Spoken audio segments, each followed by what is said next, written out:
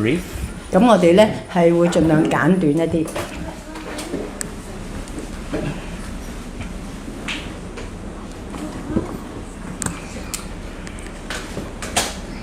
So, Gadadhara Pandit Prabhu, as we know, he is a member of the Pancha Tattva. 咁 Gadadhara Pandit Prabhu 咧，我哋知道佢係五聖體嘅其中一個成員嘅。In all of our temples, on every single altar, 咁喺所有 Discourse 嘅廟宇嘅祭壇上邊咧，都係有嘅。 and at home, 咁我哋喺屋企都有， we have the picture of 我 Pancha 哋喺屋 Tattva. 企就有幅相啦。 Lord Chaitanya Mahaprabhu is who? 主彩坦爺馬哈巴布係邊一位？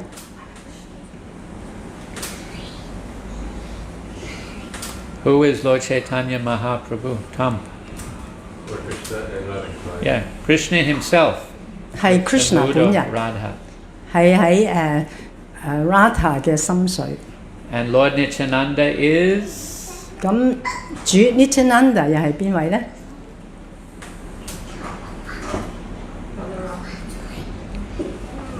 Lord Balaram. 就係主 Balaram。 And Advaita Prabhu is 咁啊 Dvaita Prabhu 咧又係邊位咧 Gayatri.？Lord Shiva and Vishnu， Mahavishnu, specifically Mahavishnu. 就係 Mahavishnu。 And Gadadhara Prabhu 咁跟住係 Gadadhara Pandit Prabhu， is 佢係 Tom. You get extra prasadam today. Answering more questions. Yeah, Srimati Radharani. He is an expansion of Srimati Radharani. 咁 Gadadhara Pandit 就係Srimati Radharani 嘅擴展。 And Srivas Prabhu, 咁 Srivas Prabhu 咧， Janava Jivan. Who is Srivas Prabhu from the Pancha Tattva? What is his other 咁聖體裏 identity? 邊 Srivas Prabhu 係邊位？ Pardon? I forgot. You forgot. No prasadam. Or less prasadam. No, it's okay. Pardon? Narada Muni. 咁佢就係 Narada Muni。 Narada Muni. Narada Muni。 So all of the associates of Chaitanya Mahaprabhu, they all have their identities in Krishna's Leela also. 咁所有 Mahaprabhu 嘅同友咧，喺 Krishna Leela 裏邊咧，都有佢哋嘅唔同嘅身份嘅。 Or they have other identities, sometimes, mostly in Krishna's Leela and sometimes in other Leelas. 咁或者其他嘅身份啦，咁大部分都係喺 Krishna 嘅逍遙時光裏邊嘅人物。 And all the Pancha Tattva, they appear in Kali Yuga. 咁所有五聖體裏邊嘅成員咧，都係喺卡利年代咧係顯現嘅。 Yesterday, I'm presently hearing some reading of the Chaitanya Charitamrita. 咁琴日咧我就讀咗一啲 Chaitanya 喺 Chaitanya Charitamrita 嗰度讀咗一啲嘅 I 內 think 容。 it was maybe yesterday or the day before. The day before. The chapter, I'm on the chapter, the reasons for Lord Chaitanya's appearance. 咁我讀嗰個章節嘅內容咧，就係講主彩坦人顯現嘅原因。 And it says, Krishnadas Kaviraj Goswami says, when Lord Krishna came, there was a storehouse of love of Godhead. 咁作者咧 Krishnadas Kaviraj 咧就講，佢話當Krishna 係降凡嘅時候咧，佢有成個寶庫嘅愛啊，愛 A 嘅寶 storehouse 庫。 of prema. 一個成個寶庫啊，寶藏嘅一個神嘅愛。 But then after he disappeared, it closed. 咁 The 但係 storehouse, the shop closed. 咁但係呢個寶庫嘅倉咧，當 Krishna 隱跡嘅時候咧，就鎖起咗啦。The shop of Krishna Prema closed after the disappearance of Lord Krishna. 咁Krishna 呢一個倉啊，或者佢個店鋪咧，佢隱跡嘅時候咧就鎖起咗。 And then when Lord Chaitanya and the Panchatattva appeared, they broke it open. 咁當主菜坦耶、馬哈巴布同埋佢嘅同友顯現嘅時候咧，佢哋就將呢個倉庫咧打開咗。And they began to distribute the goods freely without charging. 咁佢哋咧就開始咧將裏邊貨倉裏邊啲物件咧就係免費咁派發啊。There's one price, 但係有一個價錢要 otherwise free. 要付出嘅，否則 Who 所有唔 knows 使 what's the 錢。price? 嗰個價值係乜嘢？ Andy? Faith. Faith. Yes. 就係 That's the 信心。 price. 呢個就係嗰個倉庫裏邊啲物品嘅價錢。Based upon the degree of faith that we have, to that degree, we will receive the holy name accordingly. 咁我哋就係 But the glories of the holy name will be revealed according to the degree of faith that we have. 咁呢個有幾多嘅聖名嘅恩寵俾你咧，就係視乎你付出幾多嘅信心。 And by the holy name, we get everything. Prema. 咁就係透過呢個聖名咧，我哋就得到一切啊！呢個一切就係我哋對神嘅愛。 So the Panchatattva, which of course includes Gadadhara Prabhu, this is what they did. 咁就係五聖體啦，包括埋 Gadadhara Pandit 啦，就係佢哋就係做呢樣嘢啦。This morning we mentioned how there's internal reasons and external reasons for Lord Chaitanya's appearance. 咁今朝早咧，我哋就講及咗主想坦爺顯現嘅內在原因啦，同埋外在嘅原因。The external reasons for Lord Chaitanya's appearance is to distribute the holy name publicly and deliver the conditioned souls by 咁 giving them the holy name and Krishna Prema. 咁主想坦爺降凡嘅外在嘅原因咧，就係給予我哋公開地給予我哋呢個聖名，同埋咧就係神嘅愛。 That's the public, right? The external reason. 咁呢個就係外在嘅原因啦，就係公開嘅。 And in that regard, our Nityananda Prabhu is the main assistant of Lord Chaitanya. 咁喺呢一方面咧，主 Nityananda 咧就係最主要嘅助手啊，就係主想坦爺嘅最主要嘅助手。 He specifically, Lord Chaitanya instructed him to go everywhere and give the holy name and deliver the conditioned souls. That was his primary service. 咁主想坦爺咧就訓示佢咧，去到每一個地方、每一個角落咧，係派發主嘅聖名啦，去拯救嗰啲低待嘅靈魂。 So he very much or primarily assisted the Lord in his external reason for appearing. 咁所以主Nityananda 咧最重要嘅任務咧就係協助主想坦爺咧係做呢個公開外在嘅使命。 And therefore, in all of our temples, we have most of our temples we have Gauranitai deities because we are supposed to be a preaching movement. 咁所以喺我哋大部分嘅廟堂咧，我哋都係安放咗主宰坦爺同埋主 Nityananda 嘅神像嘅，因為我哋最主要嘅任務咧就係要傳教。 Distributing the holy name and in the process delivering ourselves and others. 咁我哋咧就係分發呢一個嘅聖名啦，咁主要咧就係拯救自己啦，同埋拯救其他人。 So Nityananda Prabhu, among the Panchatattva, he is the primary assistant of Lord Chaitanya for that reason. 咁所以喺五聖體裏邊咧，主 Nityananda 咧就係一個最重要嘅人物咧，係協助主Chaitanya 咧係做呢一個嘅使命。 And Gadadhara Prabhu, he is one of the assistants to assist Lord Chaitanya in fulfilling his internal reason for his appearance. 咁 Gadadhara Pandit 咧就係其中一個好主要嘅成員咧，就係滿足主彩坦爺內在嘅廣泛嘅原因。 And what is the internal reason? That's his personal reason.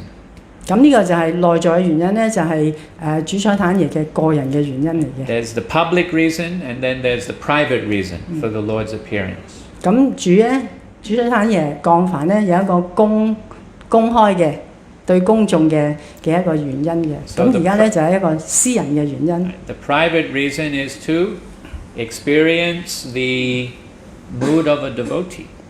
咁佢內在嘅原因咧就係要嚟咧係經歷或者體驗一下一個奉獻者個心髓。What does a devotee feel in their love for Krishna? 咁當一個奉獻者係點樣展示佢對主嘅愛咧？佢嘅心髓係點嘅咧？ He doesn't know. That's the one thing he doesn't know. 咁 Krishna 係唯一一樣嘢佢唔知道嘅。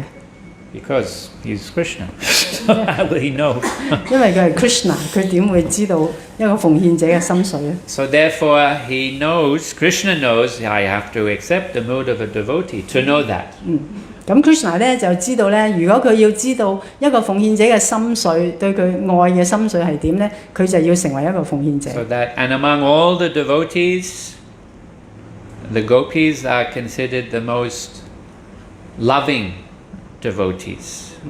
Their prema is the most concentrated. 咁喺奉獻者之中咧，牧牛姑娘咧被視為咧，佢哋對 Krishna 嘅愛咧係最濃縮嘅。And among all of them, Srimati Radharani is top. 咁當然喺所有嘅奉獻者之中咧 ，Srimati Radharani 咧就係至高無上嘅。So therefore he specifically appears in her mood, with her mood. 所以 Krishna 咧就特定啊，就係顯現為咧 Srimati Radharani 嘅心髓。And because Gadadhara Pandit Prabhu is Srimati Radharani in another form, as Gadadhara Prabhu, he helps Lord Krishna understand Radha's mood. 咁 Gadadhara Pandit 咧就係以另外一個形象啦，咁佢咧就係主要咧就係協助主宰坦爺咧去理解佢Radharani 嘅心髓。So he assists the Lord in the internal reason for his appearance. 咁所以咧，佢就係協助主咧係理解佢內在佢降凡內在嘅原因。A more private reason. 咁呢個係一個好私人嘅原因嘅。So Gaur-Nitai is very public. That's why Srila Prabhupada established Gaur-Nitai deities in most of our temples, because it's very public and very open. 咁所以 Gaur-Nitai 咧呢個神像咧就係比較係公開嘅，係俾公眾嘅，因為咧佢哋係要嚟傳教噶嘛。But as we mentioned this morning, there are also Gaur Gadadhara deities. Not as many, but there are. 咁今朝早咧，我哋都提過咧，係有啲廟宇咧係有一啲 Gaur Gadadhara 嘅神像嘅，有一啲但唔係好多廟宇有呢個神像。Bhaktivinoda Thakur, his personal deities were Gaur Gadadhara deities. 咁而 Bhaktivinoda Thakur 佢自己崇拜嘅神像咧就係 Gaur Gadadhara 神像。And in his home in Mayapur, which is still there, we can find these Gaur Gadadhara deities. You went there, Tom, no? 咁如果我哋而家去馬來普去探訪 Bhaktivinoda Thakur 個屋企咧，佢嗰個神像 Gaur Gadadhara 嘅神像 And 仍 there's 然 a 喺 few 度。Bhaktisiddhanta Saraswati also established in one or two places. 咁而Bhaktisiddhanta Saraswati Thakur 咧，亦都喺有一啲嘅廟宇咧，亦都係安放呢個Gaur Gadadhara 嘅神像。As I know, some very few ISKCON devotees have Gaur Gadadhara deities, just a handful, but very privately. It's not like a public. 咁以我所知咧，都有好少數嘅ISKCON 嘅奉獻者咧，都會係崇拜 Gaur Gadadhara 呢個神像嘅，不過係好少數嘅，而且亦都係唔公開嘅。Because Gaur Gadadhara is a much more, that worship, that mode of worship is a more personal, private, the private reason for Lord Chaitanya's appearance. Therefore, they are not promoted so publicly like that together. 咁因為崇拜呢個神像咧係比較好個人啦，同埋好私人嘅一個崇拜嘅方式嘅。咁正如好似我哋嘅廟宇啦，都係主要都係安放Gaur-Nitai 嘅神像嘅。And Gaur-Nitai is completely public and open, accessible to all. But Gaur Gadadhara is more personal and intimate and private. 今日因為Guru Nitai 嘅神像咧係比較容易去接近啊，大眾咧都好容易去接受到呢個嘅心水嘅。咁但係 Guru Gadadhara 呢個崇拜嘅心水咧就比較係好私人嘅、好個人嘅，咁所以就唔係公開。Among the members of the Panchatattva， 咁佢哋都係喺五聖體裏邊嘅其中嘅成員。In the Leela, in the earthly Leela， 喺我哋地球嘅逍遙時光咧 Advaita Prabhu was the eldest。咁 Advaita Prabhu 咧就係最年長嘅。He was old enough to be Lord Chaitanya's grandfather by age in the Leela, in the earthly Leela。咁喺地球嘅逍遙時光咧，佢嘅年齡咧係足以咧成為Mahaprabhu嘅祖父嘅。Of course, in the spiritual world Leela, it doesn't make any difference because everyone's eternal。咁當然啦，如果喺靈性世界嘅逍遙時光啦，年齡其實冇乜分別嘅，因為係永恆噶嘛。In the earthly Leela, he's old enough to be the grandfather by age。咁如果係喺我哋呢個星球嗰個年齡嘅計算咧，佢係足以成為Mahaprabhu嘅祖父。Next is Srivas Prabhu, who was more or less similar age with Lord Chaitanya's father, Jagannath Mishra。咁跟住咧 Srivas Prabhu 佢嘅年齡咧就係同Chaitanya Mahaprabhu 嘅父親嗰一輩份。What's his father's name？ 佢父親嘅名係咩啊 ？Asking you。Jagannath Mishra。Yes. Yes.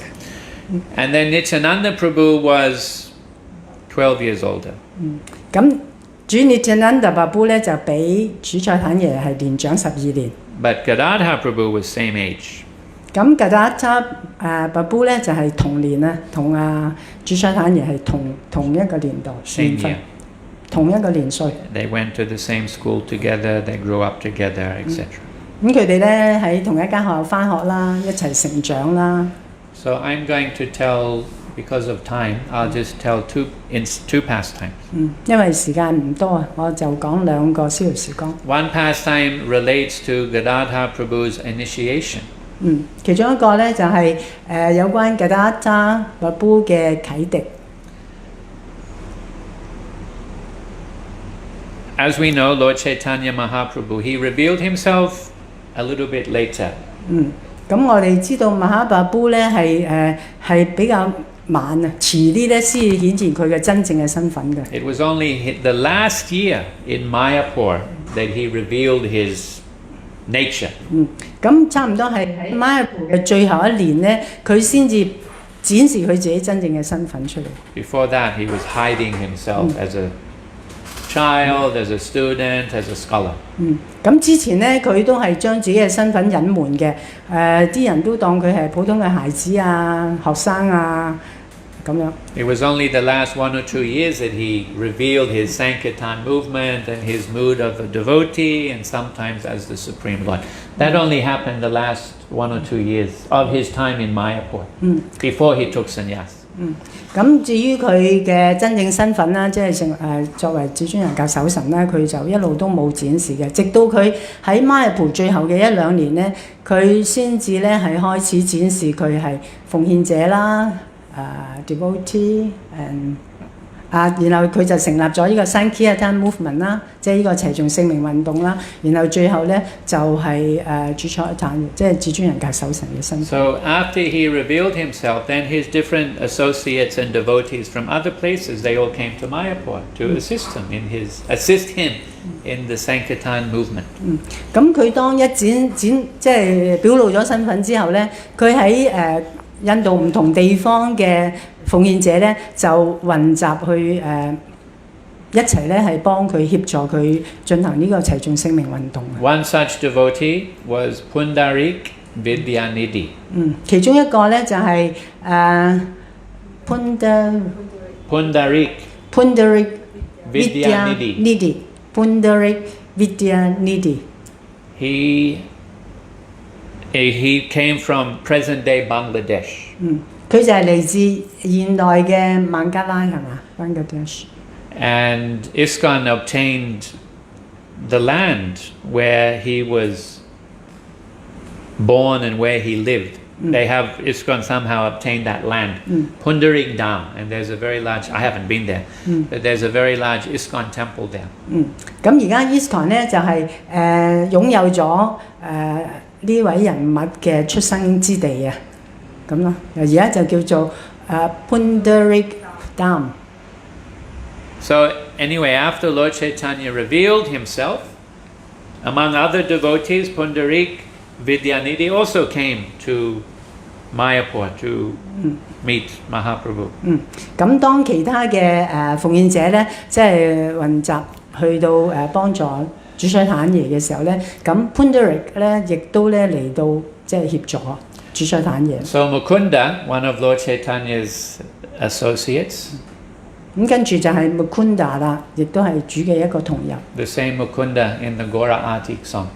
哦，咁我哋喺 Sanjaya Mukunda Vasu, same Mukunda. 咁喺我哋嗰個歌詞裏邊嗰個叫做咩歌 ？Gora Artik 嗰個 Mukunda 咧，同一個人物。He knew Pundarik Vidyanidhi, and he knew he was a great devotee.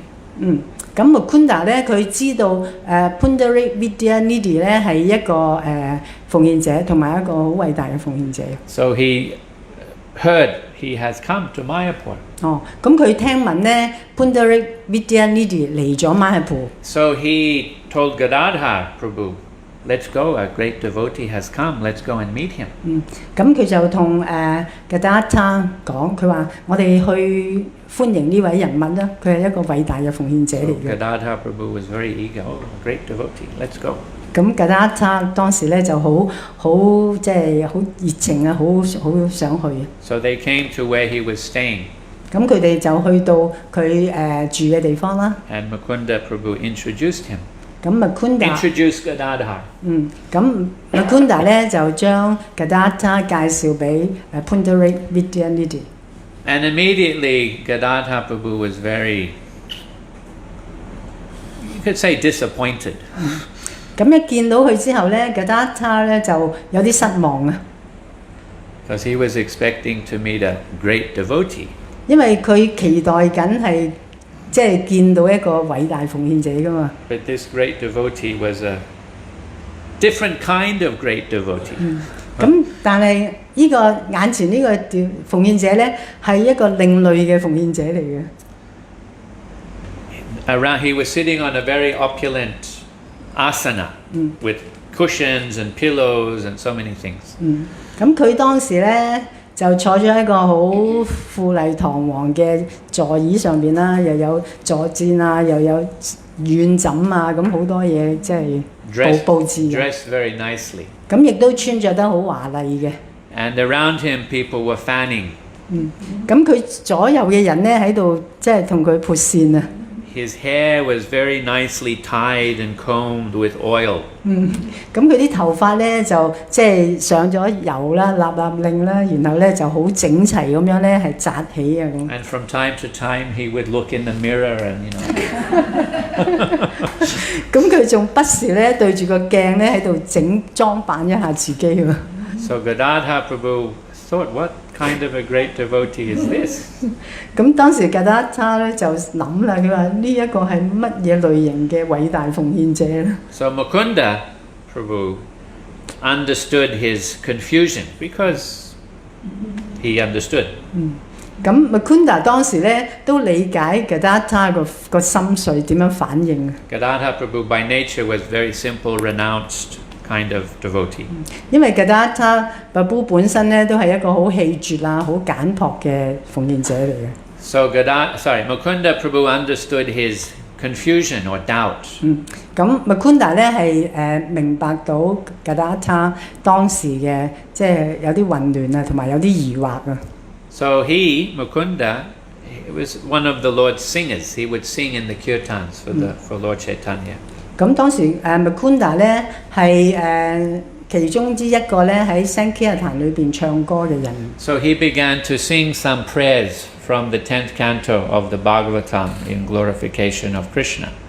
咁佢咧就即刻咧就開始唱頌《博伽雅談》裏邊第10篇嘅一啲嘅詩詞啦。specifically the prayers of how Krishna delivered Putana, who came to kill him, but the Lord delivered her to Vaikuntha. 咁佢當時咧就係揀咗係特別係唱頌Putana 係被呢、個佢本來係準備去殺 Krishna 噶嘛，但係就為 Krishna 所拯救。How the Lord is so merciful that He delivered such a person. 咁當時嘅心緒就係話感受到 Krishna 係咁仁慈啊，去即係拯救一個即係咁低墮嘅靈魂。So he began to sing those prayers. 咁佢就開始係唱出呢一啲嘅禱文。So upon hearing, Pundarik Vijayanidhi went into an ecstasy. 咁一聽到呢啲嘅詩節嘅唱頌咧，咁 Pundarik Vijayanidhi 咧即刻咧就係墮入咗呢個狂喜嘅心緒之中。He knocked over all the water pots and this and that and began dancing in ecstasy and crying, and then suddenly, boom, fainted. 咁佢即刻咧就起身咧就喺度跳舞啦，打爛晒所有啲樽啊、花樽啊諸如此類啦，然後咧就係即係來來回回咁樣係好狂喜咁樣去表示自己咧，最後咧喺最狂喜嘅時刻之中咧，就突然間咧揼一聲咧就係瞓咗喺度。He exhibited all the symptoms of ecstasy. 咁佢咧係展示咗所有嘅狂喜之中會出現嘅徵象。His hair became here and there, no more tidy, big mess, cushions going here and there. 咁佢啲頭髮咧本來係好整齊噶嘛，而家咧就披頭散髮啦，然後佢啲枕頭啊、嗰啲坐墊咧就即係揈到周圍都係啊，咁樣好混亂一片啊，搞到。So then Gadadhara Prabhu understood, oops, I judged him too quickly. 咁Gadadhara Pandit咧當堂咧就覺得話：咦，我判斷錯誤咗咯喎，對佢。I've made an offense by doubting his character. 我咧係因為懷疑佢嘅性格啊，所以我係冒犯咗佢喎。I was thinking he was materialistic kind of devotee, but from this, he's a great devotee, realized with prema. 咁初時咧，我誤會咗佢只係一個好物質主義嘅人啦。但係而家睇見佢呢個咁狂喜嘅跡象咧，就知道佢咧係一個好偉大嘅奉獻者。So he felt a bit guilty. 咁佢當時咧就有一啲內疚嘅感覺。And it was only after, I think it said, 6 or 9 hours that Pundarik Vijayanidhi became conscious again. He was in a trance for that long. 咁 Pundarik Vijayanidhi 咧，佢代入咗呢個神定嘅境界咧，有6至9個鐘頭咁長嘅，咁佢先醒。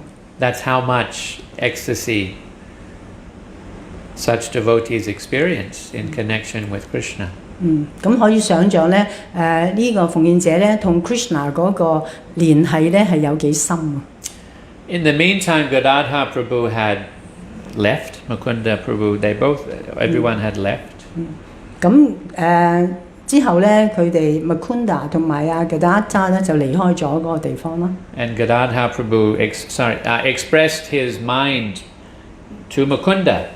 咁佢就向 Mukunda 咧係展露佢自己剛才嗰個心緒啊。I think I've made an offense. I doubted his character. I should take initiation from him.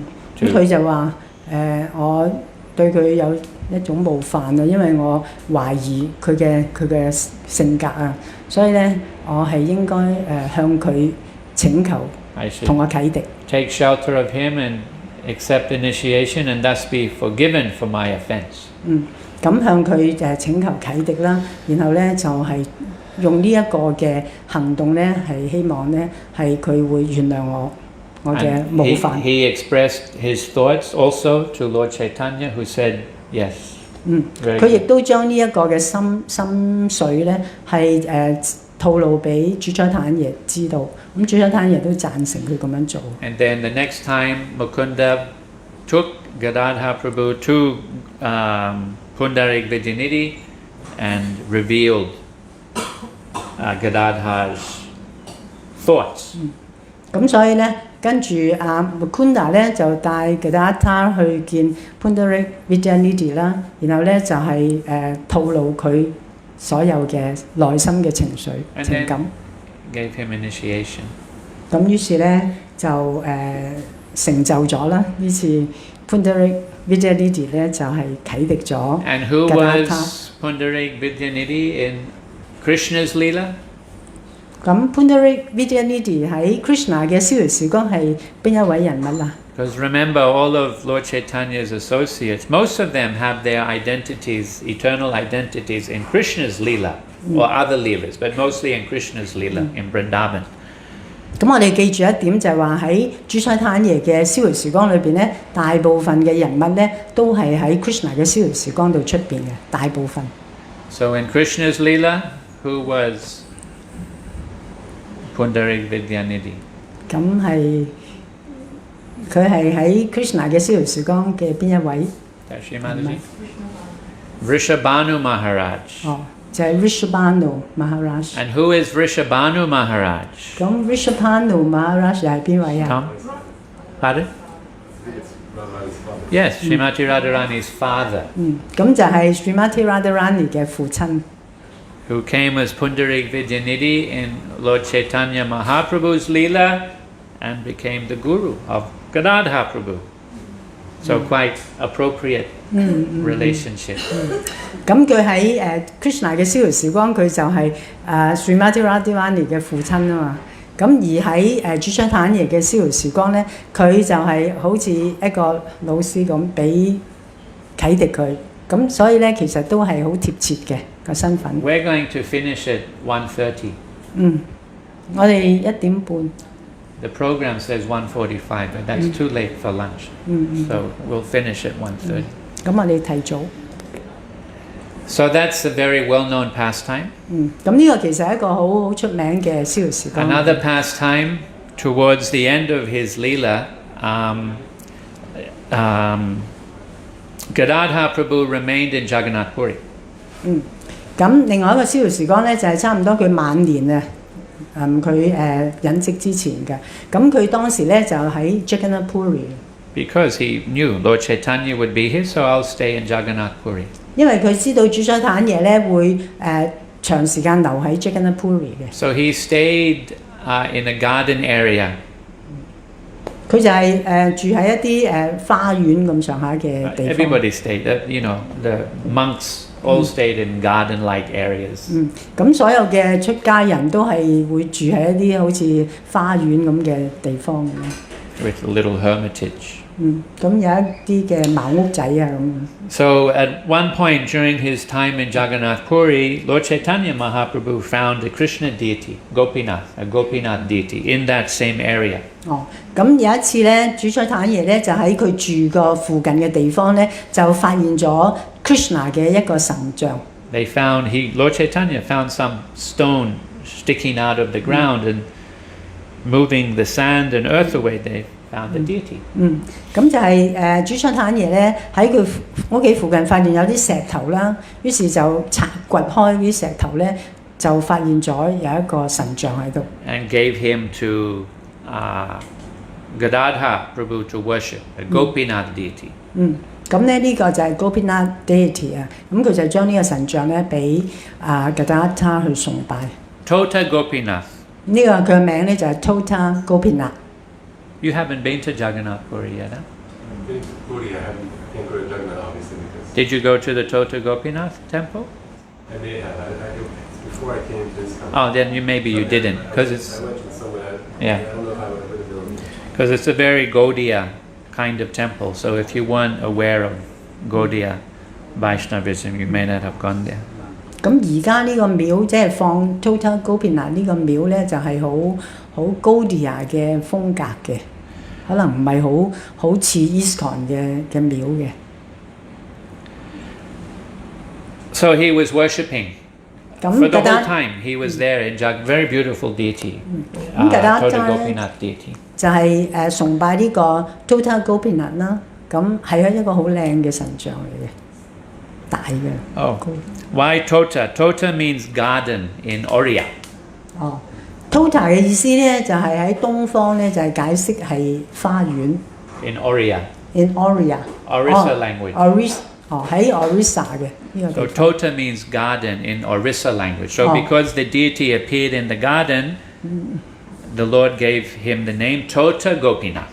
Tota Gopinath 喺 Oriya 呢個地方解釋咧就係花園 Oriya。It's 即係 Oriya a 嗰種 state, no? Like Bengal and 就係一個 Orissa. 係咪省啊？省一個省 Orissa 係一個省，咁就係 Orissa 嘅語言啊，就係解釋係花園。 So Gadadhara Prabhu was worshipping Lord Gopinath for, probably at least 20 years or more. The whole time he was in Jagannath Puri. 咁佢喺 Jagannath Puri 20年裏邊咧，差唔多咧，佢都係一路都係崇拜緊呢一個神像。 After Lord although Gadadhara Prabhu was similar age, but after Mahaprabhu disappeared, it is said also, sometimes said that Lord Chaitanya disappeared by entering into this deity. 咁據說咧係主出坦爺咧就佢隱跡咧就係透過即係進入咗呢一個神像嗰個身體裏面。 But after 隱跡 after Chaitanya Mahaprabhu disappeared, out of separation, Gadadhara Prabhu aged very quickly because the separation was too unbearable for him. So his body just shriveled up.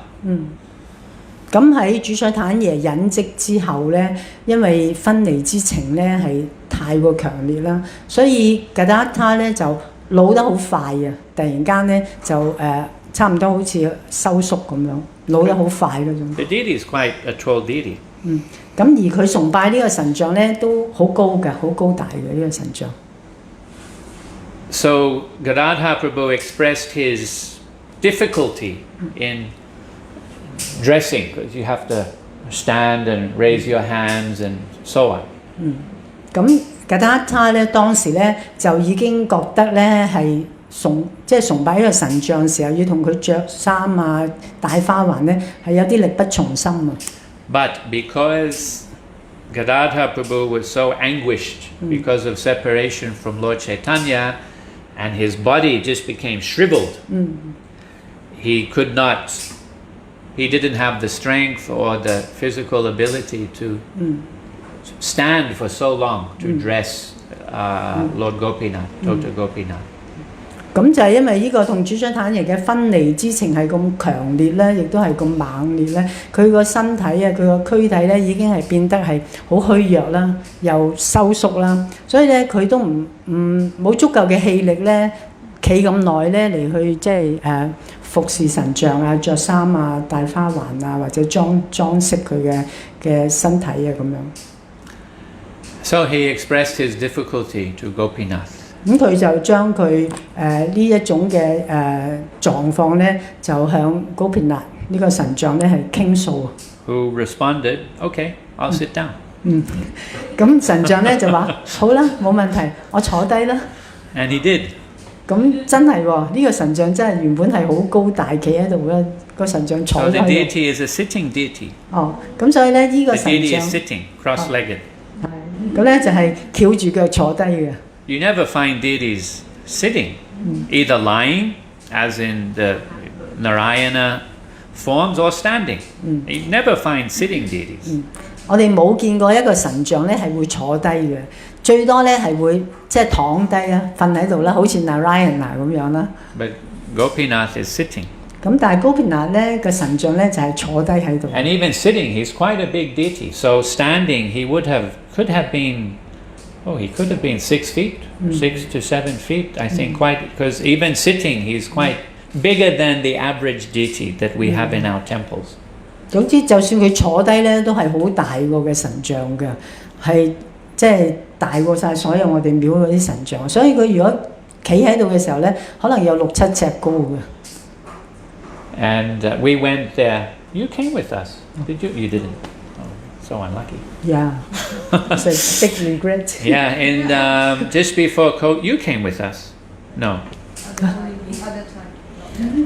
We went just before COVID in 2000. I had always wanted to go to Rath Yatra in Jagannath Puri. So finally I decided, okay, 2019 we're going. So we went with some devotees from Hong Kong, the mainland, and Taiwan. 嗰年係2019年啊，最後即係 Chandrasekhar Prabhu 就決定咗係去Jagannath Puri， for Rath Yatra. 係特別參加當時嘅彈車節。Which was more than a wonderful experience. Yeah. You always mention. Yeah. It just so happened. Yeah. 嗰次嘅朝聖咧，哇！真係超班嘅真係。It just so happened, everyone was telling, oh, it's so hot, it's so hot, it's so crowded, it's so crowded. It just so happened it wasn't hot on the Rath Yatra day, and nor was it crowded on the Rath Yatra day for this particular year. 特別喺嗰年咧，因為奉獻者咧之前都覺得係好熱啊，又好多人啊咁啊，咁但係喺嗰次嘅彈車節咧，居然咧係唔熱喎，又唔多人喎。And the Rath Yatra ended quicker than it usually does. Like it was over in 3 to 4 hours. Sometimes it takes days or the whole day. 而嗰次嘅彈車節咧，就係比平時一般嘅彈車節咧係快完結咗好多，3-4個鐘頭已經完嘅。但係平時嚟講咧，要幾日嘅，3-4日先完嘅。Anyway, one of the days we went to the Tota Gopinath temple for Mangalarti. 咁我哋咧就揀咗一日咧，係去呢個 Tota Gopinath 呢個廟宇咧，係去做呢個 Mangalarti。And after Mangalarti, like here, they undress the deities to bathe and dress. 咁就好似我哋一樣啦，即係Mangalarti嘅時候咧，佢哋咧就係同神像沐浴啊。So we went for Mangalarti a little bit later, maybe 5 or 6, something like that. 咁我哋都晏咗去㗎啦，都成5-6點先去到個廟㗎啦。And after Mangalarti, they undress the deities for bathing 咁 and 佢哋 dressing. 佢哋做完Mangalarti呢個吉祥燈儀之後咧，就同神像咧係除咗啲衫咧就沐浴啊。So if you're fortunate, they allow you to go in to get darshan of the deity after he's undressed, but before the bathing. 咁如果我哋好彩嘅話咧，佢哋咧係會容許我哋咧去覲見神像咧喺佢即係除咗衫之後，而咧係未曾去做神像沐浴之前。So you get to see the deity undressed. 咁所以咧嗰次係有機會見到神像咧係冇衫嘅，冇衫着 So 嘅。we had some special fortune. 所以我哋其實嗰次咧真係有一啲好獨特嘅幸運啊！ Of course, we paid a donation. 咁當然啦，我哋梗係要有啲捐獻啦。That's part of the fortune. 呢個就係我哋其中之即係幸運嘅地 And 方。 some other ISKCON devotees, I think they were from Mumbai. A group of them had come also. 咁另外有一組人咧，亦都係嚟朝聖啦，佢哋應該係喺孟買嚟嘅。And they set up a sound system and were singing this prayer, Gopinath prayer, which is also by Bhaktivinoda Thakur. 咁佢哋咧就有一啲嘅即係音響設備啦。我哋當時咧就唱呢一首歌啊，就係唱 Gopinath 嗰首歌啊，亦都係 Bhaktivinoda Thakur 作嘅一 He 首 wrote 歌。 this prayer, Gopinath prayer, a Gopinath, beautiful yeah. prayer in the songbook. We find it. 咁呢首歌好優美嘅，我哋歌書有。 So they were singing this prayer. It was divine. Oh, 咁 it 就係 was 呢 out of this, the tune, the music. It was just another dimension. It was incredible. 咁佢哋咧就唱呢首高片啊咧，哇！簡直咧好似天樂咁啊，好神聖嘅，係另外一個調子啊，另外一啲心水啊咁樣。總之咧就係一個無與倫比嘅一個聽覺嘅經驗。 Just how they put the whole thing together and the rhyming and the singing, it was just, it transported you, literally. It really did. It was amazing. 咁佢哋用咗一種方法去押韻啊，同埋嗰個調子啊，所有呢啲嘢組合埋一齊咧，簡直咧係令到你咧係即 And there 係 we were 唔 in the 能夠忘 Tota 記。 Gopinath temple, having the darshan of the deity, this close. Not dressed, and that prayer was being sung. Spiritual world. It was just amazing. 當時我哋嘅感覺咧，即係包括我哋好近距離咁咧，係近見到Tota Gopinath 係未有穿任何衣服嘅，然後再加埋呢一首 Gopinath 呢一首歌咧，哇！嗰陣時嘅感覺咧，簡直係喺靈性世界。and very beautiful deity, black stone. He's made from black stone or maybe black marble. Black marble, very beautiful deity, very big also. 係美麗，即係超級嘅美麗啦。總之係用黑色嘅大理石咧做成㗎， It was 好光彩。 otherworldly experience. 呢個咧就係一個好似喺一個唔係喺呢個世界嘅一種經驗嚟。 And this is the deity that Gadadhara Prabhu worshipped until his. Now the worship, of course, is continued quite nicely. They take care of the. Sometimes they don't take care of deities so nicely. Some temples, yes, but in this temple they've maintained the worship quite nicely, which was always nice to see. 咁呢個咁美麗嘅神像就係Gadadhara Pandit 喺度崇拜緊嘅。咁而家佢哋都一路係即係做緊呢個崇拜，而且嗰個標準都一路維持得好好嘅。Gopinath with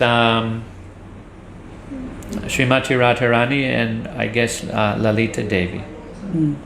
Gopinath 係同埋 Srimati Radharani 同埋 Lalita。You mean the temple? The deity. Gopinath deity, Lord Krishna, and then Srimati Radharani and Lalita Devi. 咁喺嗰個廟咧就有 Total Gopinath 啦，然後有 Srimati Radharani 同埋 Lalita。 Yes, Tom. I have a question. When Chaitanya Mahaprabhu found Gopinath, is the meaning about this? Is there something about the form which indicates that it's Gopinath particularly? Does the Gopinath form have a certain characteristic so we know it's Gopinath versus Krishna? I can't Probably, hear yeah, properly. sorry, you can translate. Can you louder, please? Tom asked how, because the name is Gopinath, why not Govinda, Gopal? Is there something about the deity's form that indicates he's Gopinath? Why that name? 即係話個問題就係話點解個神像叫高片娜咧，而唔係 Krishna 咧？佢係咪個身體有一啲嘅特徵咧，就係令到咧係有呢一個名 ？Probably, yes, but I don't know. 係有嘅，係有啲特徵嘅。It could have been Mahaprabhu's own mood. I would understand it more like that, because Mahaprabhu's mood was Gopinath, right? The Lord of the Gopis. That was the internal mood that he was relishing. So based upon his mood, I believe he named the deity accordingly. I think that would be the reason I'm aware of anyway. 咁應該咧就係馬哈巴布嘅心水啊，因為當時馬哈巴布咧就係佢就係牧牛姑娘嘅主人啊嘛。咁所以咧，佢就係用呢個心水，佢發現咗呢個神像咧，佢就係用呢個心水咧嚟去投射落去，所以咧就有呢個改咗呢個名。So we'll finish. We didn't say anything today now about Bhaktivinoda Thakur because of time, but Bhaktivinoda Thakur worshipped Gaur Gadai. 咁 Bhaktivinoda Thakur 咧就係崇拜Gadadhara 嘅，所以咧佢嘅神像咧叫做 Gaur Gadadhara。Or Gaur Gadai. 或者咧叫做 Gaur Gadai。 Like we have the short for Nityananda is Nitai, so the short for Gadadhar is Gadai. 咁正如好似我哋主宰主 Nityananda， 我哋就叫做 Nitai。咁 Gadadhar 咧嗰個親密嘅稱呼咧就係 Gadai。 And it's significant that he passed away also. Bhaktivinoda Thakur passed away on the disappearance day of Gadadhara Pandit Prabhu. 咁有一個重點咧就係話Bhaktivinoda Thakur 咧就係啱啱喺 Gadadhara 隱跡當日咧佢就係離開咗世，離開咗。Jai Shri Shri Gadadhara Pandit Prabhu ki. Jai Shri Shri Gaur Gadai ki. Jai Shri Shri Gadadhara Pandit Prabhu Tirobhavdati Mahotsav ki. Jai Shri Bhaktivinoda Thakur Tirobhavdati Mahotsav ki. Hare Krishna. Hare Krishna.